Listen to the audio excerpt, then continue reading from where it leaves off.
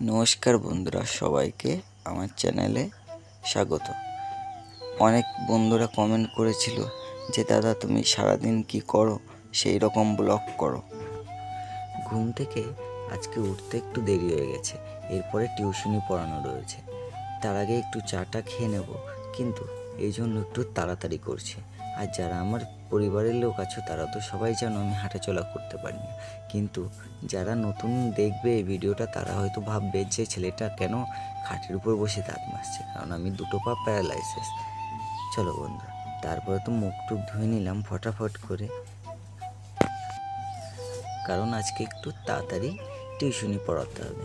আমার বাড়িতে কিছু লোক আসবে হাওড়া থেকে, এবং আমার যে প্রধান শিক্ষক ছিল আমাকে সে খুবই ভালোবাসতো, এবং আমার ওয়াইফকেও। আমরা দুজনে একই স্কুলে পড়তাম, আমি আরও একসাথে স্কুলে যেতাম, একসাথে টিউশনি যেতাম।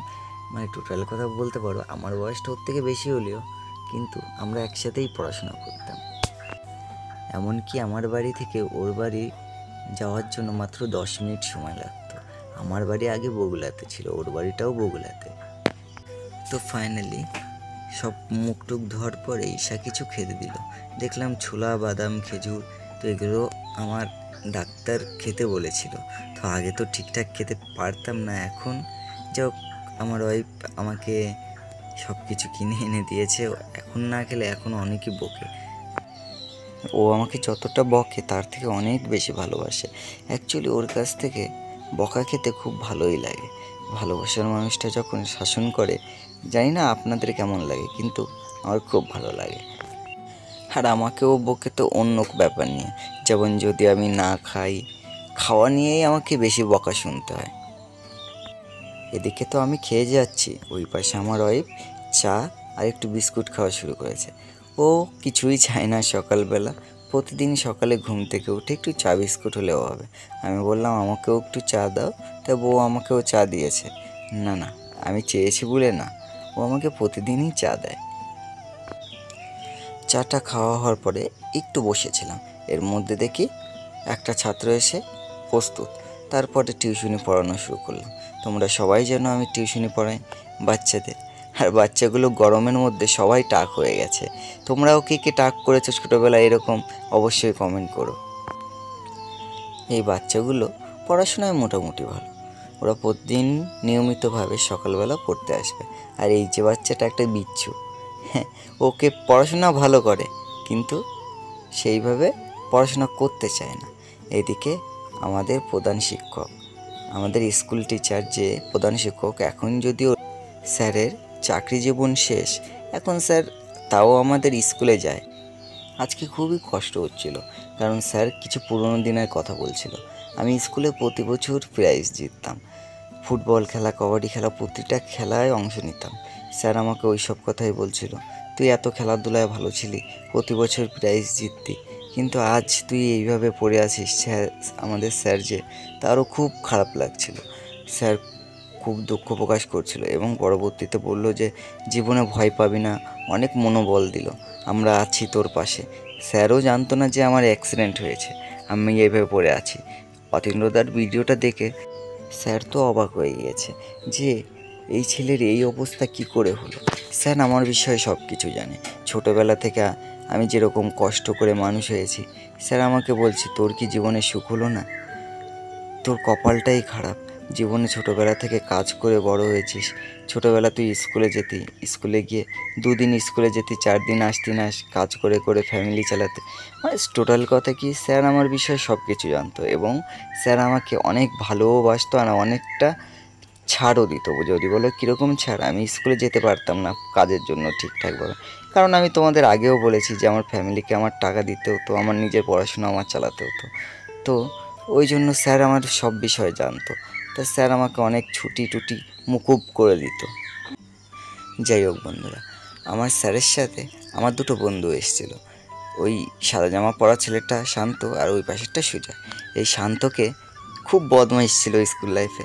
স্যার তাই বলছে যে তোকে সামলে রাখতে খুবই প্রবলেম হতো। অ্যাকচুয়ালি শান্ত খুবই দুষ্টু ছেলে ছিল, কিন্তু খুবই ভালো মনের ছেলে ছিল। আর এই পাশে আমার বউ রেডি হচ্ছে, কোথায় যাব? হ্যাঁ বল, আজকে যাব ব্যাংকে। ব্যাংকে আমার কাজ আছে, কারণ ব্যাংকের বইটা আমার বন্ধ হয়ে যাচ্ছে, ওখানে নাম্বার লিঙ্ক করা নেই এবং এটিএম কার্ডটাও বন্ধ হয়ে যাওয়ায় অ্যাপ্লাই করতে হবে আজকে। এখানে মেসোমশাইকে বললাম, মেসোমশাই আমাকে একটু টুকটুকিতে উঠিয়ে দাও। মেসোমশাই আমাকে টুকটুকিতে উঠাবে বলে হাত দিল, বলল চলো আমি হাত লাগিয়ে দিচ্ছি। কারণ ঈশা শাড়ি পরে রয়েছে, ও শাড়ি পরে ঠিকঠাক নিজেই চলতে পারে না। এই মেসোটা সম্পর্কে শ্বশুর হয়, কিন্তু আমি তো প্রথম থেকে মেসো বলি, কারণ এই মেসোটা আমাদের বিয়েতে ঈশাকে কন্যাদান করেছিল। যদিও আমি লাভ ম্যারেজ করে ঈশাকে পালিয়ে নিয়ে চলে এসেছিলাম। দাদুকে বললাম, দাদু তাহলে চলো রওনা দিই। এদিকে আমরা যাচ্ছি, দুজনে একটু যেতে যেতে কিছু কথা বলছিলাম, তাই তোমাদের সাথেও একটু শেয়ার করলাম। কথাগুলো কি বলছিলাম, যে ব্যাংকে গিয়ে কী করবো, আমি বাইরে বসে থাকবো, এইসব ব্যাপারে যাই হোক একটু কথা হচ্ছিল। দুজনে বসে প্রকৃতির হাওয়া খেতে খেতে সামনের দিকে এগিয়ে চললাম, কারণ আমার বাড়ি থেকে বগুলা প্রায় 27 কিলোমিটার দূর। আমি যাচ্ছিলাম প্রকৃতির হাওয়া খেতে খেতে, এদিকেও আমার কাঁধে মাথা দিয়ে নাটক করছে, বলছে আমার খুব ঘুম পাচ্ছে।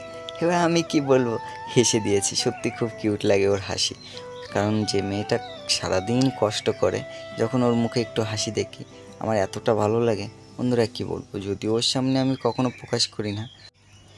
আমরা যাচ্ছিলাম রেল লাইনের সাইড দিয়ে, ওখান দিয়ে রাস্তা ছিল। আর এই যে জায়গাটা, এই জায়গাটা যতবারই দেখি ততবারই মনের ভেতর কষ্ট লাগে, কারণ আমিও তো বগুলাতে 12 বছর ছিলাম, আর এখানে এসে খুব খেলাধুলা করেছি। এদিকে ব্যাংক থেকে ফর্ম নিয়ে এসে আমার শালাবাবু বলল যে তোমার এখানে সই করতে হবে। তো এরকম 2-3টে ফর্ম সই করলাম। আর এদিকে এটা কে তাই ভাবছো, এটা হলো আমার বড় শালি। আর এই যে স্কুলটা দেখছো, এই স্কুলটাই আমার ওই 12 ক্লাসে পরীক্ষা দিয়েছে, আর আমি বাইরের রাস্তার ওখানে, সে অনেক দিন আগের কথা। আর এদিকে শ্বশুরমশাই নিয়ে এসছে একটু ঠান্ডা, তো সবাই মিলে একটু ঠান্ডা খেয়ে নিচ্ছে।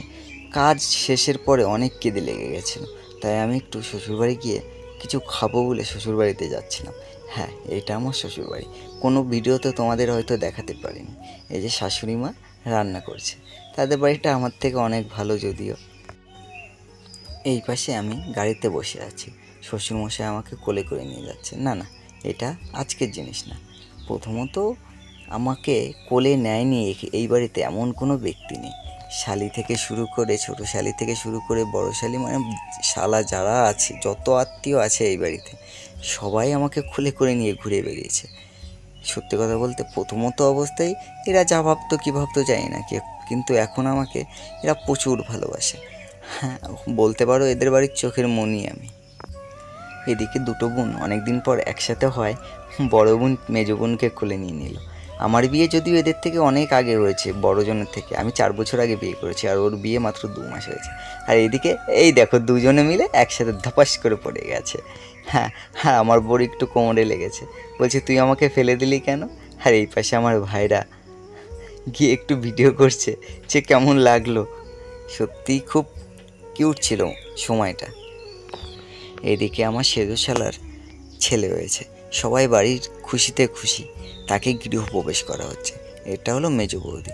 হ্যাঁ, আমার নিজের কোনো শালা নেই যদিও, কিন্তু যে জ্যাঠা শ্বশুরের 4টে ছেলে আছে, তারা মানে নিজের শালার যে কমটা সেটা কখনো বুঝতে দেয়নি।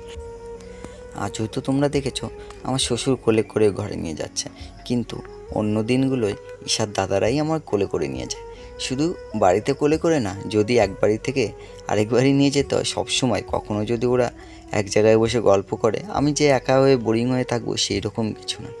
যাই হোক বন্ধুরা, সবাই আমাকে একটু সাপোর্ট করার জন্য একটু আমার চ্যানেলটা সাবস্ক্রাইব করে দিও, আর লাইক শেয়ার অবশ্যই করো, ভুলো না যেন। আর এইদিকে বাড়ির দিকে রওনা দিয়েছি, আর যাওয়ার পথে আমি একটা জিনিস দেখলাম, সেটা হলো একটা মানুষ, যে মানুষটা হয়তো আমার মতো হাঁটাচলা করতে পারে না। খুবই কষ্ট লাগলো।